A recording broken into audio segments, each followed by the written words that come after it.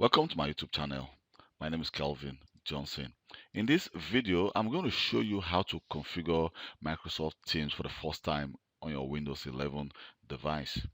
So I've installed the Microsoft Teams on this device. So normally if your Microsoft account is linked to your device, the configuration should go very smoothly without any problem. So if I go to my start menu and I go to settings, in settings, if I click account, and here we can have the option. Let me just go to my access, my work or school account. You can see that I have two accounts linked to this device. And here, if I go to email and accounts, you can see that we also have two accounts. So it is during the configuration of my Outlook, I was being asked if I want to have allow my company to manage this device. So I selected yes, and of course, when you select yes, your account will be added to your email and account or to your access work or school account. So if let me just close this, and then here we have Microsoft Teams on our desktop. So let me double click to open Teams.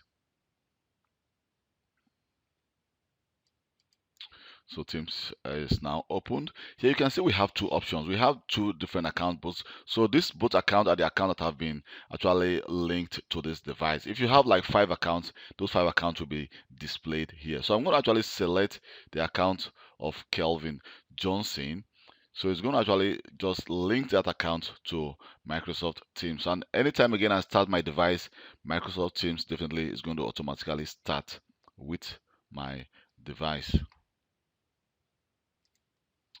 So you can see that it did not ask me to actually enter a password.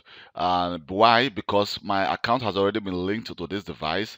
And because my account has been linked to this device, automatically my password has also been linked and also synchronized with Microsoft 365. So if it's a kind of a single sign-on, so it will not ask me to actually sign on or sign in again with my password. So it's only when I change my password, maybe from Office 365, then Teams is going to ask me to enter my new password.